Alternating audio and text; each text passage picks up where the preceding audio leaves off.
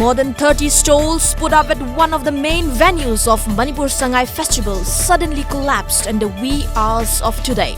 It is not as certain yet on how the stalls came crumbling down. 11Am market vendors demanded the concerned authority to demolish unauthorized urinal built near the market, as it is creating various inconveniences to the public. The New Year Festival of the Thai people, Poi Pi Mau Thai 2114, commenced yesterday in Arunachal Pradesh.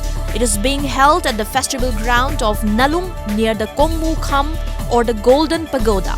The festival, which will conclude on November 29, is being celebrated by the Thai Khamti as per their lunar calendar.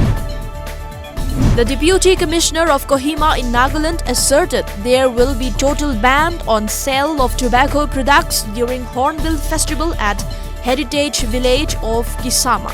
The Deputy Commissioner and District Level Coordination Committee Chairman Kohima, Gregory Thejaweli, has informed that there will be total ban on the sale of tobacco products during the Hornbill Festival at Heritage Village, Kisama.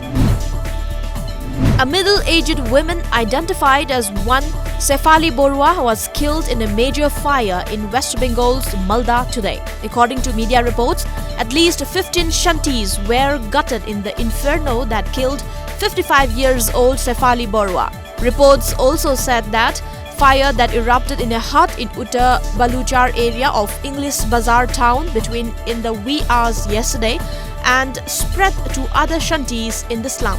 The blaze was doused after a couple of hours by the firefighters.